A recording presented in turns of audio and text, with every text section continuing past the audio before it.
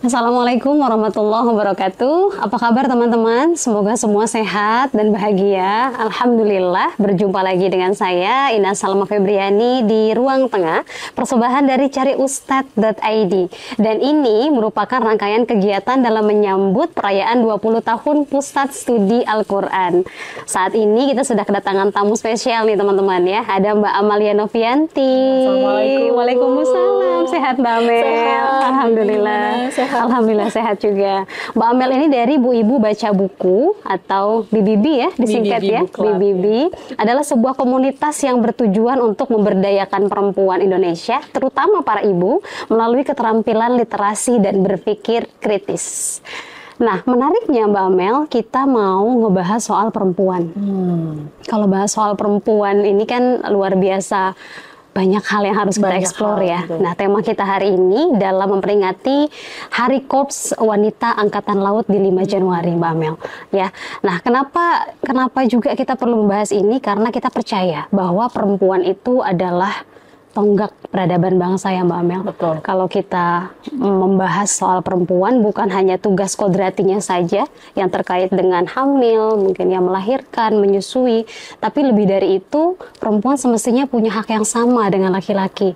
Ya, punya hak untuk belajar ya, untuk mengembangkan potensi dirinya, termasuk yang Mbak Amel lakukan terkait dengan tadi ya Bu Ibu Baca Buku juga termasuk salah satu cara agar perempuan kuat ya secara literasi. Nah, tema kita hari ini teman-teman adalah membangun generasi bangsa bersama perempuan yang berdaya. Nah, Mbak Amel, aku mau masuk dulu nih di tema bagaimana Al-Quran memosisikan dan memuliakan perempuan. Kalau kita baca ayat-ayat suci terkait dengan perempuan, Allah sudah menyediakan satu surat khusus ya kan ya Mbak ya, Surah An-Nisa, dan itu mungkin dia ada di Ar-Rijal. Oh iya betul.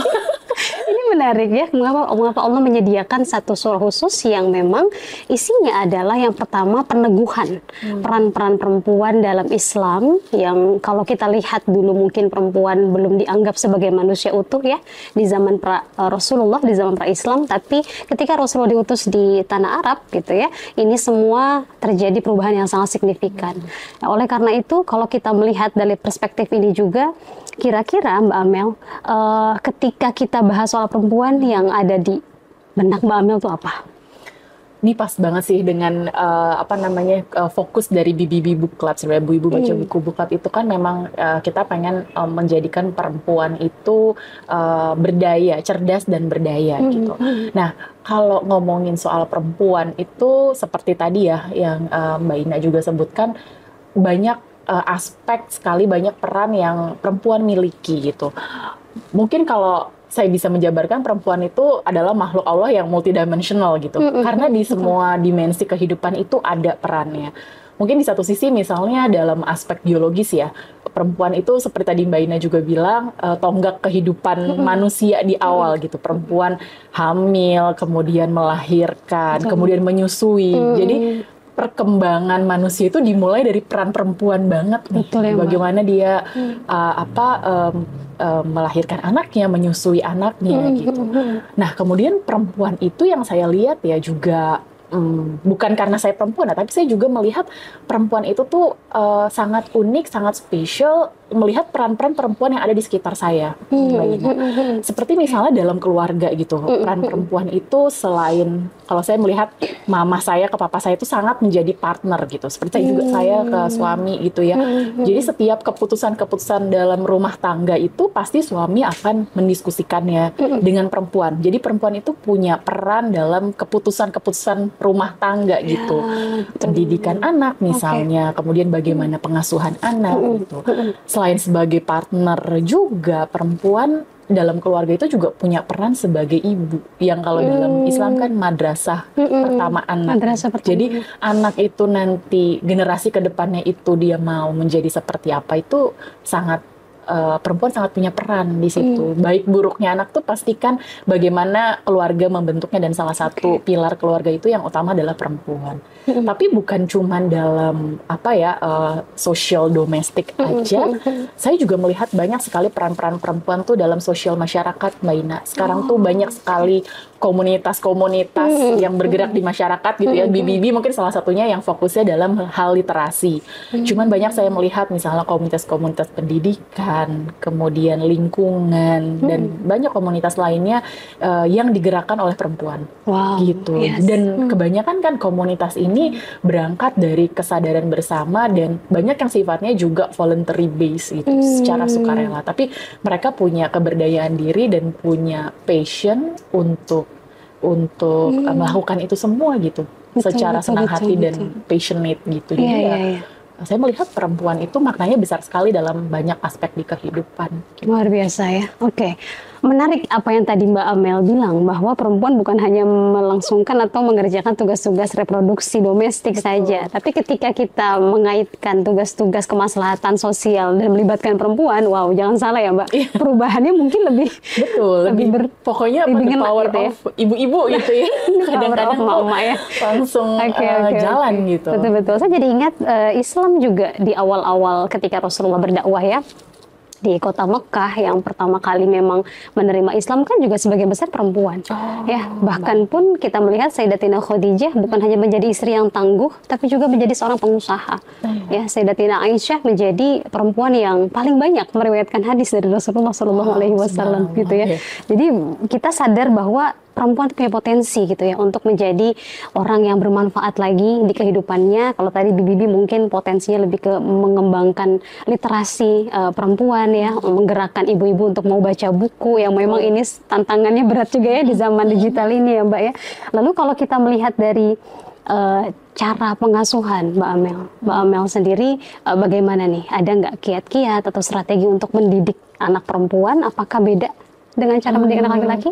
Mungkin kalau sebenarnya dalam mendidik anak, baik laki-laki maupun perempuan, pasti kita pengen mereka semua tumbuh jadi manusia yang cerdas, yang mandiri, tanggung jawab, punya empati ya. Tapi memang secara naluriah itu ada perbedaan-perbedaan dalam mendidik anak laki-laki dan perempuan. Misalnya dari sisi perkembangan secara neurologis, secara otaknya.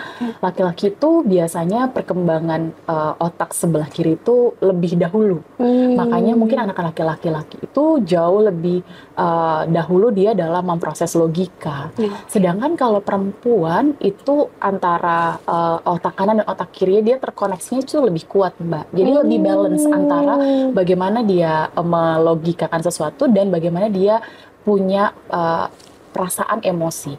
Sehingga kalau untuk perempuan nih, biasanya itu dia akan lebih sensitif, lebih peka terhadap sosialnya. Baper nggak sih Mbak? Baper ya. Makanya mungkin Mbak bisa ngeliat kalau perbedaan antara anak-anak perempuan dan anak-anak laki-laki nih, misalnya berantem gitu ya. Kalau laki-laki udah berantem, udah selesai. Lupa tadi ya. Tapi kalau anak perempuan tuh masih ada perasaannya. Nah, karena itu tuh salah satu yang penting tuh buat anak perempuan itu juga melibatkan bagaimana cara dia mengolah emosinya, kemudian juga membuat dia lebih percaya diri untuk mengungkapkan pendapatnya, gitu. Karena biasanya karena perempuan tadi lebih peka terhadap sosial, dia tuh juga lebih banyak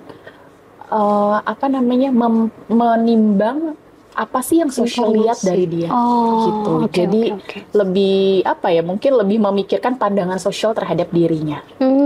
Seperti itu. Jadi kedepannya itu perempuan perlu kayak punya makanya tadi lebih literasi gitu, lebih punya point of view yang banyak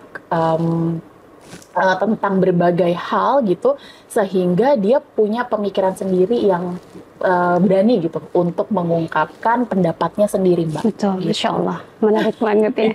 Jadi kalau tadi disampaikan sama Mbak Amel soal otak ya, potensi-potensi besar yang dimiliki perempuan laki-laki bukan untuk membeda-bedakan ya Mbak Amel, tapi itu potensi yang memang khas yang Allah berikan. Betul. Dan agar bisa saling melengkapi mungkin ya Mbak Amel. Iya, dan kita jadi bisa tahu nih kalau buat perempuan tuh kira-kira apa yang perlu distimulasi lagi. Kayak tadi kan keberanian untuk mengungkapkan pendapat. Karena kalau laki-laki mungkin secara nature dia sudah berani. Pada dia secara hormon yang lebih dominan adalah hormon testosteron yang lebih punya sifat berani untuk mengungkapkan ambisi seperti itu. Sedangkan kalau perempuan tuh lebih lembut, lebih peka, sensitif. Iya, luar biasa, Masya Allah. Ya, berarti nilai-nilai yang harus diajarkan tadi ya Mbak Amel ya, keberanian, tanggung jawab, berpikir kritis, ya, sopan santun, ya, semua kemandirian juga ya. Artinya bahwa jangan sampai masih ada yang mengatakan saya nggak mau punya anak perempuan, gitu ya mungkin karena nanti nggak bisa jadi pemimpin misalnya. Padahal dua-duanya Allah ciptakan dengan kelebihan masing-masing ya. Ini Mbak Amel, kayak kalau kita bahas soal ini nggak akan pernah tuntas ya, karena menarik banget ya, menarik banget teman-teman. Tapi yang pasti adalah tadi Mbak Amel sampaikan bahwasannya Allah menciptakan laki-laki dan perempuan dengan potensi yang dimiliki masing-masing. Artinya bahwa membesarkan anak perempuan dan membesarkan anak laki-laki juga perlu kolaborasi ya. Kita perlu bekerja sama agar membangun Indonesia yang lebih kuat ya, agama Islam yang juga bisa lebih berdaya, sehingga kita bisa menjadi orang tua juga yang setiap hari muhasabah diri ya Mbak Amel. Kira-kira apa nih yang belum saya ajarkan ke anak-anak saya. Baik Mbak Amel, terima kasih banyak. Semoga ini bisa menjadi insight buat kita para ibu untuk selalu berdaya, untuk selalu memilih yang terbaik buat anak-anak kita di rumah ya Mbak Amel ya. Dan teman-teman, terima kasih sudah menyimak Ruang Tengah persembahan dari cariustad.id. Cari Ustadz merupakan sebuah platform yang menghadirkan ustadz dan ustazah yang ramah dan kompeten untuk berbagai kegiatan keagamaan, dimulai dari belajar Islam untuk anak sampai dewasa, bimbingan mu'alaf, khutbah Jumat, sampai kajian di kantor. Sejalan dengan semangat wasatiyah yang berada di tengah, cariustad.id senantiasa mengajak untuk selalu berpikir kritis, belajar atas berbagai topik dari berbagai sumber. Maka di Ruang Tengah ini setiap topik tidak hanya akan dibahas dalam perspektif agama saja, tapi juga oleh para ahli dari bidangnya masing-masing. Dan teman-teman, jangan sampai ketinggalan episode-episode selanjutnya di Ruang Tengah yang akan membahas berbagai topik-topik seru lainnya. Saya Ina Salma Febriani pamit undur diri. Terima kasih. Assalamualaikum warahmatullahi wabarakatuh.